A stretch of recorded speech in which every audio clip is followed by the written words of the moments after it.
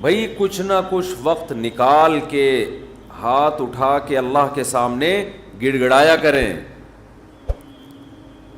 آج ہم لوگوں نے دعائیں مانگنا چھوڑ دیے. جب انسان اللہ کے سامنے دعا مانگتا ہے وہ اللہ سے باتیں کرتا ہے. اگر توجہ سے دعا مانگے, دعا ایسی چیز ہے کہ یہ اللہ اور بندے کا جتنا مضبوط کنیکشن بناتی ہے اتنا کنیکشن دنیا کی کوئی اور عبادت نہیں بناتی.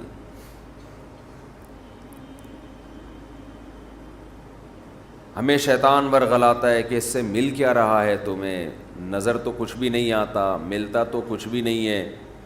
یہ شیطان کا بہت بڑا دھوکہ ہے, وہ بندے اور اللہ کے تعلق کو مضبوط نہیں ہونے دیتا. حضرت عمر رضی اللہ تعالی عنہ فرمایا کرتے تھے کہ مجھے اس کی زیادہ فکر نہیں ہوتی کہ میری دعائیں قبول ہو رہی ہیں کہ نہیں ہو رہی, مجھے زیادہ فکر اس کی ہوتی ہے کہ دعائیں مانگنے کی توفیق مل رہی ہے کہ نہیں مل رہی. دعائیں مانگنے کی توفیق مل رہی ہے تو اس کا مطلب قبول ہو رہی ہیں. فوکس تو اس کو کرو کہ دعا مانگ رہے ہیں کہ نہیں مانگ رہے. یہ کیسے ہو سکتا ہے کہ اس احکم الحاکمین کے سامنے ہاتھ اٹھاتے ہوں اور وہ خالی ہاتھ واپس کرتا ہو. تو آج دعاؤں میں جان ختم ہو گئی, دعائیں مانگنا چھوڑ دی. یہ جو میں نے قرآن کی آیت پڑھی ہے, رمضان اور دعا کا آپس میں بہت گہرا تعلق ہے, بہت گہرا. جب انسان اللہ کے لیے کوئی عبادت کرتا ہے, کوئی قربانی دیتا ہے, اللہ کا نام قرآن میں ہے شکور, قدردان. شکور کسے کہتے ہیں؟ قدردان. آپ تھوڑا کرو وہ اس کی قدر بہت زیادہ کرے. کچھ لوگ ناقدرے ہوتے ہیں نا, آپ کچھ بھی کر لیں ان کے لیے کہتے ہیں نا ناقدرہ ہے, میری بات کو ویلیو ہی نہیں دیتا, میرے احسان کو ویلیو ہی نہیں دیتا. اس لیے علماء کہتے ہیں کہ افطار کے وقت دعا کرنی چاہیے. کیوں؟ آپ نے سارا دن اللہ کے لیے ایک قربانی دی ہے. یہ بڑی بات ہے. آپ کی نظر میں شاید اس کی ویلیو نہ ہو, اللہ کی نظر میں اس کی بڑی ویلیو ہے کہ میرا بندہ نے مجھے دیکھا نہیں ہے اور اس نے سارا دن میرے لیے کھانا پینا چھوڑ دیا. کیا کر رہے ہیں؟ ہاں یہ مکھی تنگ کر رہی ہے, لیکن اتنا ایسے نہ پکڑیں کہ مکھی سے زیادہ آپ تنگ کرنا شروع کر دیں. ٹھیک, بس بھاگ گئی, نام ہی کافی ہے. تو کیا بات چل رہی تھی یار؟ دعا کی تو چل رہی تھی. یہ یہاں ہاں افطار کی بات کر رہا تھا میں. تو ہم اس کو شاید ہلکا سمجھتے ہوں, لیکن اللہ کی نظر میں یہ ہلکا عمل نہیں ہے. اللہ کہتے ہیں مجھ پر ایمان رکھتے ہیں, مجھے مانتے ہیں. اگر اللہ کو نہ مانتے ہوتے تو کوئی کسی کے کہنے پر کھانا پینا, آج کل تو لوگ ڈاکٹروں کے کہنے پہ نہیں چھوڑ رہے. ڈاکٹر کہتا ہے کہ آپ کو نقصان دے گا کھانا پینا, آپ ڈائٹنگ کرو, مت کھاؤ, پھر بھی کھا رہے ہیں لوگ کہ مر جائیں لیکن کھانا نہ چھوڑیں. یہ کتنی بڑی اللہ کی رحمت ہے. اللہ تعالیٰ پورے رمضان میں ہم سے کھانا پینا چھڑوا دیتے ہیں, توفیق دے دیتے ہیں. تو میرے اور آپ کے دل میں شاید قدر نہ ہو, لیکن اللہ تو قدردان ہے, وہ اس عمل کی بہت زیادہ قدر کرتا ہے. اس لیے کہتے ہیں کہ افطار کے وقت دعائیں قبول ہوتی ہیں. تضرع کا وقت ہے, عاجزی کا وقت ہے. تو دعائیں خوب کثرت سے کیا کریں. دعاؤں میں عاجزی, گڑ گڑانا, لجاجت کرنا. نبی صلی اللہ علیہ وسلم نے فرمایا دعا رو کے مانگو, اور رونا نہ آئے تو رونے جیسی صورت بنا لو, صورت بنا لو رونے جیسی. ہمارے نبی نے ہمیں کیونکہ اللہ کے سفیر ہیں نا, اللہ کا پیغام لے کر آئے, تو ہر چیز میں ہمیں گائیڈ کر دیا. غیر مسلم کے پاس نہ مانگنے کا طریقہ ہے, کس سے مانگنا ہے یہ بھی نہیں پتہ, کیا مانگنا ہے یہ بھی نہیں پتہ, کبھی ادھر جا کے مانگ رہا ہے, کبھی ادھر جا کے مانگ رہا ہے, یہ بھی نہیں پتہ مانگنا کس سے, کیسے مانگنا ہے, کوئی یوں مانگ رہا ہے, کوئی کسی اور اسٹائل سے مانگ رہا ہے, یہ بھی نہیں پتہ, کون سے ٹائم پہ مانگنا ہے جس میں قبولیت کا امکان زیادہ ہے, یہ بھی نہیں پتہ. تو اللہ کے حبیب صلی اللہ علیہ وسلم نے ہمیں یہ بھی بتایا مانگنا کیا ہے, یہ بھی بتایا کس ٹائم پہ مانگنے کی فضیلت زیادہ ہے, اور یہ بھی بتایا مانگنا کیسے ہے, دل کی کیفیت کیا ہونی چاہیے, ظاہر کی کیفیت کیا ہونی چاہیے. تو سب سے زیادہ دیکھو, اللہ سے محبت ایک دفعہ دل میں تھوڑی سی چنگاری پیدا ہو گئی نا, تھوڑا سا تعلق اللہ سے کنیکشن بحال ہو گیا, اس کا دنیا میں سب سے پہلا فائدہ ملتا ہے سکون. اس کا جو دنیا میں سب سے فوراً کیش فائدہ ملتا ہے نا, کیش, وہ کیا ملتا ہے, سکون. آدمی اپنے آپ کو محفوظ سمجھنا شروع کر دیتا ہے کہ یار میں نے اپنے آپ کو کس کے حوالے کر دیا, اللہ کے. سب سے پہلا فائدہ یہ کہ بالکل ایسے جیسے ڈاکوؤں کا خطرہ ہو چاروں طرف سے, اور آپ نے دیکھا جی پولیس کی 3-4 موبائلیں ہمارے گھر کے قریب آ کے کھڑی ہو گئیں, آدمی لوگ سکون میں آ جاتے ہیں, یار کم از کم یہاں پر موبائل اسنیچنگ نہیں ہوگی, سکون سے سو جاؤ. تو جب انسان اللہ سے مانگتا ہے اور اپنے آپ کو اللہ کے حوالے کرتا ہے, اور اللہ تعالیٰ نے مانگنے میں کوئی شرطیں نہیں لگائیں, یہ بڑی زبردست بات ہے. کوئی شرطیں نہ کہ یہ والے قوائف پورے کرو گے تو پھر مجھ سے مانگو, ورنہ تمہیں مانگنے کی اجازت نہیں ہے. کوئی چرسی ہے تو جب تک چرس نہیں چھوڑے گا مجھ سے مانگ نہیں سکتا. کوئی بے نمازی ہے تو جب تک نمازی نہیں بنے گا مجھ سے مانگ نہیں سکتا. اللہ کہتے ہیں مجھ سے یہی مانگ لو, یہی مانگ لو, اللہ میں بے نمازی ہوں, مجھے کیا بنا دے, نمازی بنا دے. جو چیز نہیں ہے وہی مانگو اللہ تعالیٰ سے. وقال ربکم ادعونی استجب لکم, قرآن کہتا ہے, تمہارا رب کہتا ہے مجھ سے مانگو میں تمہاری پکار کو قبول کروں گا. اور کمال کی بات یہ ہے, پہلے مجھے اس آیت کی تفسیر سمجھ میں نہیں آتی تھی. اللہ کہتے ہیں مانگو میں تمہیں دوں گا, نہیں مانگو گے ایسے متکبرین کے لیے میں نے جہنم کی آگ رکھی ہے. ہیں بھائی یہ سمجھ سے بالاتر. میں آپ سے کہہ رہا ہوں مجھ سے قرضہ مانگو, آپ کہتے ہیں شکریہ جی آپ نے آفر کی, ضرورت ہوئی تو مانگیں گے, نہیں تو ٹھیک ہے جی بہت شکریہ. میں کہہ رہا ہوں اگر نہیں آئے نا مانگنے کے لیے, پھر دیکھو میں غنڈے بھیجوں گا, کٹ لگواؤں گا. آپ کہو گے یہ کون سا طریقہ ہے بھائی, یہ مجھ پر احسان کر رہے ہو یا گن پوائنٹ یہ زبردستی کروا رہے ہو کام. سمجھ میں آ رہی ہے بات کہ نہیں آ رہی ہے؟ آپ کہو گے یہ کون سا احسان کا طریقہ ہے. میں آپ سے کہہ رہا ہوں کہ آپ میری دعوت پہ آئیے گا, مجھے بڑی خوشی ہوئی ہوگی, آپ کہیں گے تھینک یو, بہت شکریہ آپ کا, آپ نے یاد کیا ہمیں. پھر میں کہتا ہوں اگر نہیں آئے نا غنڈے بھیج کے میں کٹواؤں گا. آپ کہو گے یہ زیادہ ہو گئی ہے, یہ کیا ہو گئی ہے, یہ دعوت نہیں ہے, یہ تو ایک طرح کا جرمانہ ہے میرے اوپر لگا دیا تم نے. میں آپ سے کہتا ہوں بھائی میں علاقے کا ناظم ہوں, میں علاقے میں یہ تھانے کا میں ڈی ایس پی ہوں, کوئی مسئلہ ہو میرے پاس آنا. آپ کہیں گے سر آپ کا بہت شکریہ, آپ کا ٹرانسفر ہوتے ہی آپ نے سب سے پہلے مجھے یاد کیا, کوئی بھی ضرورت ہوگی آپ کو بتاؤں گا میں. آگے سے تڑی لگا دی. اگر تمہیں کوئی ضرورت پڑی اور نہیں بتایا نا ہے بھائی, سب سے پہلے لاکر میں تمہیں ڈالوں گا. تو آپ کہیں گے سر یہ آپ مجھے عزت دے رہے ہیں, یہ میری توہین کر رہے ہیں. تعجب کی بات ہوگی کہ نہیں ہوگی؟ تو اللہ تعالیٰ تو یہی انداز اختیار کر رہے ہیں کہ مجھ سے مانگو میں تمہیں دوں گا. ان الذین یستکبرون عن عبادتی سیدخلون جہنم داخرین, نہیں مانگا تو ایسے لوگ ذلیل ہو کر جہنم میں داخل ہوں گے. یہ کچھ بات سمجھ میں آ رہی ہے؟ ہے بھائی، یہ تو عجیب سی بات ہے نا کہ مانگو، نہیں مانگا تو میں نہیں چھوڑوں گا تمہیں.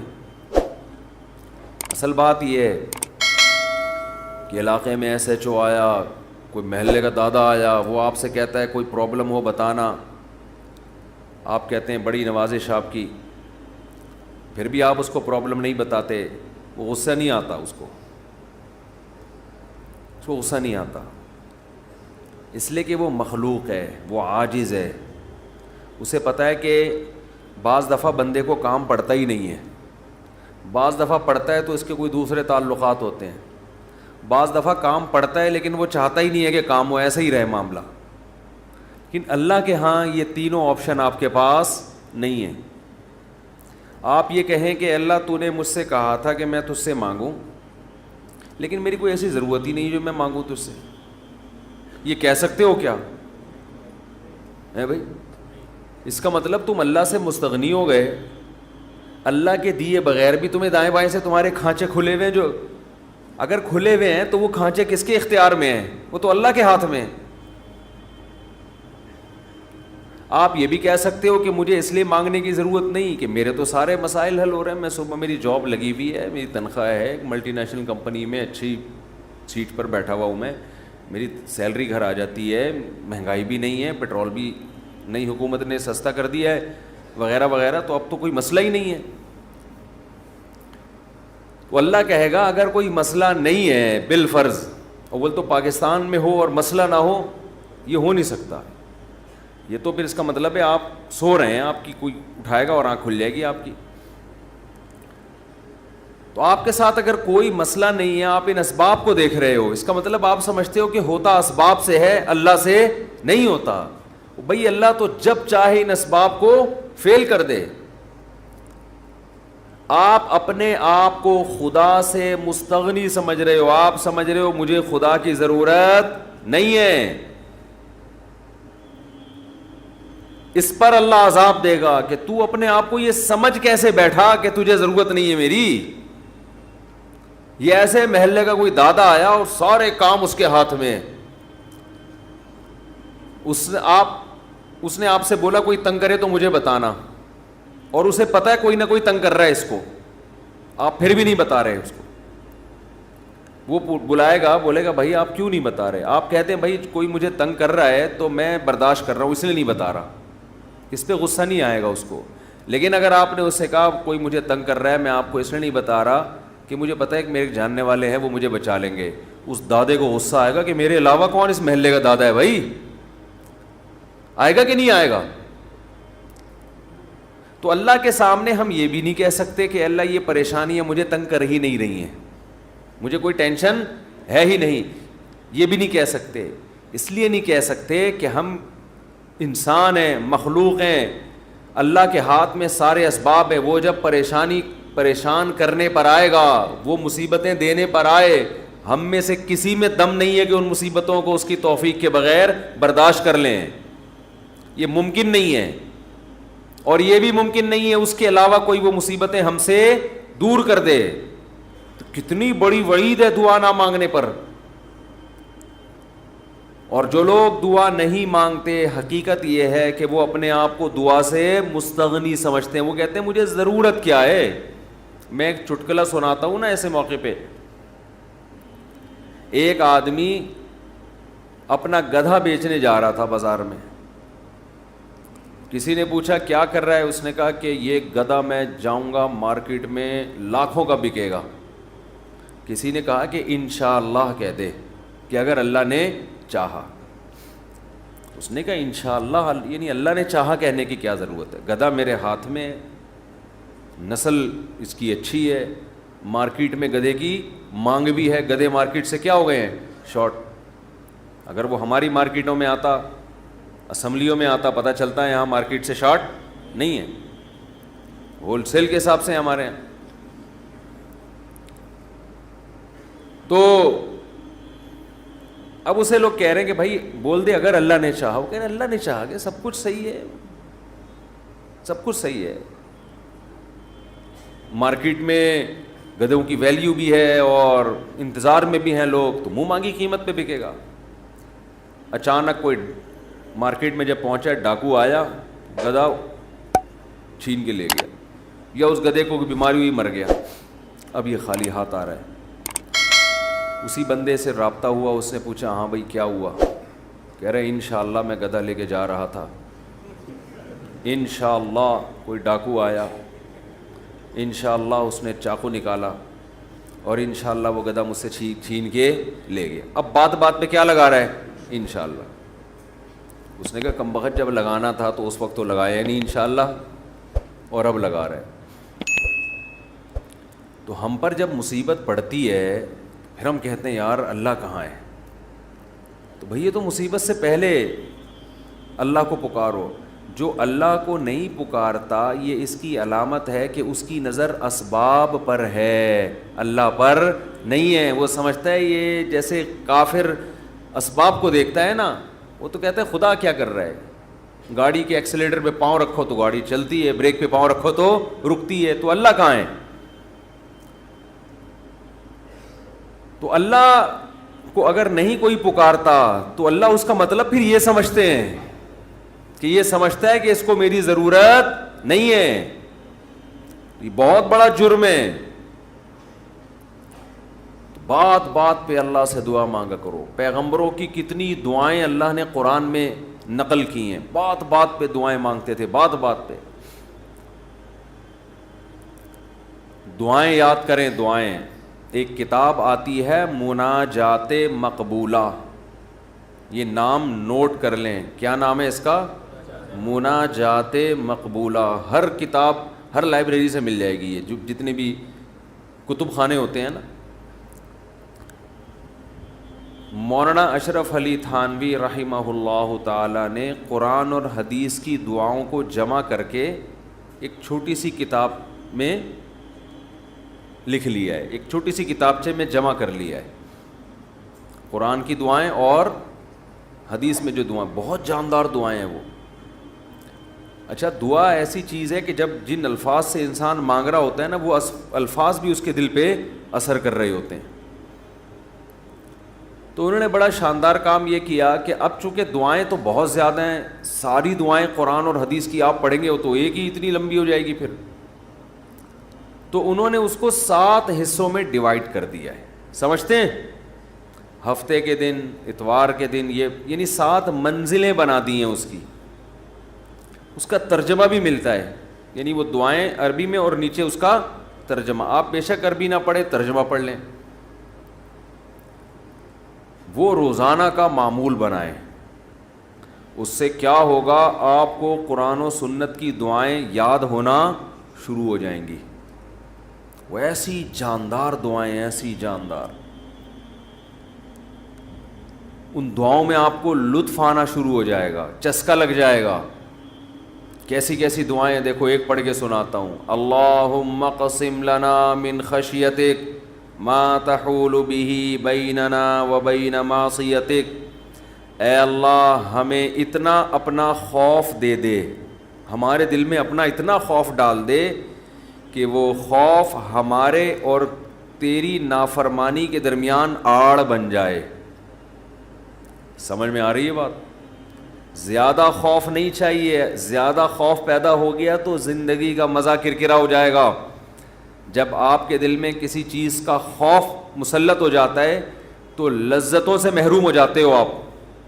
دیکھو بچوں کے دلوں میں امتحان کا خوف ہوتا ہے نا, نہ کھا رہے ہیں نہ پی رہے ہیں. کراچی میں تو ایسا کوئی سیٹ اپ نہیں ہے, کوئی خوف ووف نہیں ہوتا. پنجاب میں دیکھا ہے ہم نے, بچوں کے پیپر ہونے والے, ایگزام ہونے والا, ایک دماغ پہ مسلط کر لیتے ہیں. زیادہ مسلط کریں گے تو پھر پڑھائی بھی نہیں ہوتی, ان سے ہاتھ پاؤں کانپنے لگتے ہیں. کراچی میں اللہ کا فضل ہے, یہ ٹینشن. کراچی میں جتنی بھی حکومتیں رہی ہیں اب تک کی رپورٹ کے مطابق, انہوں نے یہ بڑا فائدہ پورے سندھ میں الحمدللہ.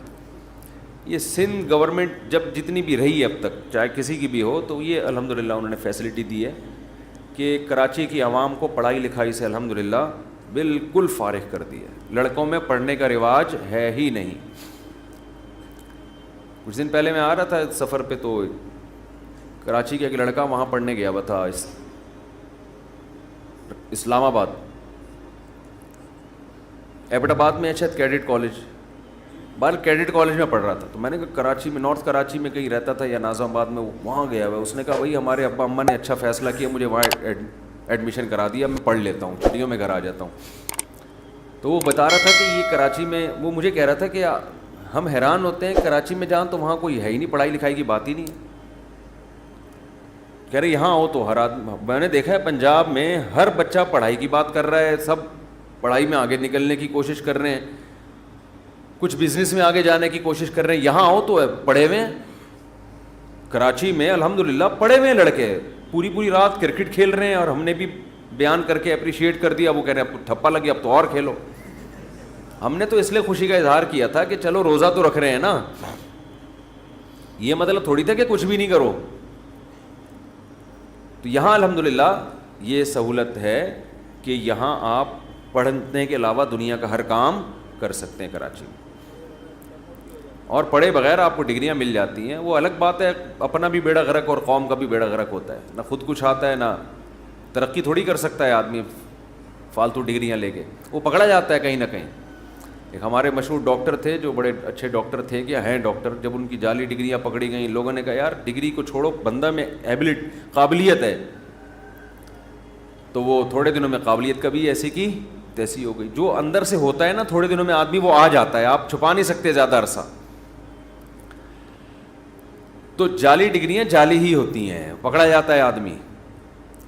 تو میں یہ بتا رہا تھا کہ قرآن کیا کہتا ہے, حدیث کیا کہتی ہے, نبی نے دعا سکھائی کہ اے اللہ اتنا خوف, زیادہ خوف مسلط ہو گیا تو پڑھائی سے بھی گئے, نیند سے بھی گئے, کھانے سے بھی گئے. تو اللہ کا بھی اگر زیادہ خوف پیدا ہو گیا صحت بھی خراب ہوگی. بعض لوگوں کے دل میں جہنم کی آگ کا بہت خوف مسلط ہو جاتا ہے, وہ عبادت سے بھی جاتے ہیں, پھر وہ لائف کو جتنا انجوائے کرنا چاہیے جو شریعت نے اجازت دی اتنا بھی نہیں کر پاتے. تو اس لیے ہمارے نبی نے دعا سکھائی, اللہم اقسم لنا من خشیتک ما تحول به بیننا وبین معصیتک. یہ میں مناجات مقبولہ کی دعاؤں کا ایک تھوڑا سا تعارف پیش کر رہا ہوں آپ کے سامنے کہ کتنی پیاری دعائیں ہیں. اے اللہ ہمیں اتنا خوف اپنا دے دے جو ہمارے اور تیری نافرمانی کے درمیان آڑ. کیونکہ خوف کا مقصد ڈرنا برائے ڈرنا نہیں ہے, خوف کا مقصد ہے جہنم سے بچنا, اور وہ جب بچیں گے جب گناہ سے بچیں گے. تو کم سے کم اتنا خوف تو ہو کہ جب گناہ کی طرف دل مائل ہو تو تیرا خوف رکاوٹ بن جائے, گناہ سے روک لے ہم کو. وَمِن طَاعَتِكَ مَا تُبَلِّغُنَا بِهِ جَنَّتَكَ, اپنی اطاعت کا اتنا جذبہ دے دے جو ہمیں جنت تک پہنچا دے. کیا ہو گیا بھائی, کیا ہوا؟ اچھا, وَمِن طَاعَتِكَ مَا تُبَلِّغُنَا بِهِ جَنَّتَكَ, یہ اسی کی تکمیل ہے. وَمِنَ الْيَقِينِ, یہ بڑا پیارا جملہ ہے, وَمِنَ الْيَقِينِ مَا تُهَوِّنُ بِهِ عَلَيْنَا مَصَائِبَ الدُّنْيَا. اے اللہ اپنا اتنا یقین دے دے, اتنا یقین, تیری ذات پہ اتنا یقین آ جائے کہ تو سب کچھ کرنے والا تو ہی ہے. اتنا یقین آ جائے کہ دنیا کی مصیبتیں ہلکی لگنے لگیں, ڈپریشن میں نہ جائیں ہم مصیبتوں کی وجہ سے. جو اللہ کو نہیں مانتے نا, جب وہ دیکھتے ہیں کوئی ٹینشن آ رہی ہے تو وہ کہتے ہیں یار اس ٹینشن کی یہ وجہ ہے اور یہ وجہ تو ختم نہیں ہوگی, تو میں تو ٹینشن میں زندگی گزاروں گا. وہ خودکشی کی طرف جائیں گے. اور جس کو پتہ ہے کہ یہ دینے والا کون ہے, اللہ, وہ میرا خیر خواہ ہے, وہ مجھے سنورنے اور بنانے کے لیے دے رہا ہے, وہ یہ ٹینشن دور بھی کر سکتا ہے, وہ کسی سبب کا محتاج نہیں ہے, اس میں میرا فائدہ ہے, تو اس سے وہ ٹینشن کیا ہو جائے گی, ہلکی. تو اے اللہ اتنا یقین اپنا دے دے جس یقین کی وجہ سے دنیا کی مصیبتیں ہمیں ہلکی لگنے لگیں. اگر اتنا بھی یقین نہیں ہے تو یہ یقین نہیں ہے. وَمِنَ الْيَقِينِ مَا تُهَوِّنُ بِهِ عَلَيْنَا مَصَائِبَ الدُّنْيَا وَمَتِّعْنَا بِأَسْمَاعِنَا وَأَبْصَارِنَا وَقُوَّاتِنَا أَبَدًا مَا أَبْقَيْتَنَا. اے اللہ تو نے ہمیں آنکھ کی نعمت دی, سننے کی نعمت دی, بولنے کی نعمت دی, چلنے کی, اور بات کرنے کی، یہ تمام نعمتیں جب تک ہماری زندگی ہے یہ نعمتیں ہم باقی رکھنا، معذوری سے ہمیں بچانا. سمجھ رہے ہو کہ نہیں سمجھ رہے؟ آج لوگ دولت مانگ رہے ہوتے ہیں، صحت کو فوکس نہیں کر رہے. آنکھ کی بینائی چلی جائے خدا نخواستہ، کیسی اندھیر زندگی ہے، سننے کی طاقت چلی جائے. وَمَتِّعْنَا بِأَسْمَاعِنَا وَأَبْصَارِنَا وَجَمِيعَ قُوَّاتِنَا أَبَدًا مَا أَبْقَيْتَنَا وَاجْعَلْهُ الْوَارِثَ مِنَّا. یہ اس سے بھی زیادہ خاندانی جملہ. کافر بھی چاہتا ہے کہ میری آنکھوں میں دیکھنے کی طاقت، کانوں میں سننے کی طاقت، زبان میں بولنے کی طاقت، میری تمام جو جسم کے پارٹس ہیں وہ صحیح رہیں تاکہ میں دنیا کی نعمتوں سے مزے اڑاؤں. تو اللہ ہم صرف اس لیے نہیں کہہ رہے کہ یہ تمام چیزیں باقی رکھ کہ ہم دنیا میں مزے اڑائیں، دنیا میں بھی لذت، اور یہ جو تو نے ہمیں طاقتیں دی ہیں یہ آخرت میں بھی ترقی کا ذریعہ بن جائیں. تو ڈبل مزے ہو گئے کہ نہیں ہو گئے ہے بھائی؟ کیونکہ جس آدمی میں قوت اور طاقت نہیں ہوتی مختلف چیزوں کی، وہ آخرت کے کام بھی زیادہ نہیں کر سکتا. تو وَاجْعَلْهُ الْوَارِثَ مِنَّا، ان کے اثرات باقی رہے، قیامت کے دن فائدہ ہوئی. ان آنکھوں سے ہمیں، ان کان سے اچھی بات سنی تھی اور ہدایت مل گئی، تو یہ فائدہ ہو گیا نا اس کان کا آخرت میں. آنکھوں سے اچھی چیز دیکھی اور ہدایت مل گئی، اللہ کی نشانیاں دیکھیں اور عبرت حاصل ہوئی ان آنکھوں سے. ماں باپ کی زیارت کی، بیت اللہ حج کی، اللہ کے گھر کی زیارت کی، تو یہ آنکھوں کی لذت بھی ہے، اور اس لذت سے دنیا کا فائدہ بھی اور آخرت کا فائدہ بھی. وَاجْعَلْهُ الْوَارِثَ مِنَّا وَاجْعَلْ ثَأْرَنَا عَلَى مَنْ ظَلَمَنَا وَانْصُرْنَا عَلَى مَنْ وَاجْعَلْ ثَأْرَنَا عَلَى مَنْ ظَلَمَنَا وَانْصُرْنَا عَلَى مَنْ عَادَانَا. جو ہم سے دشمنی کرے اے اللہ تو اس کے خلاف ہماری مدد کر. دنیا میں بہت سارے دشمن ہیں، کچھ کو آپ جانتے ہیں، بہت سو کو نہیں جانتے.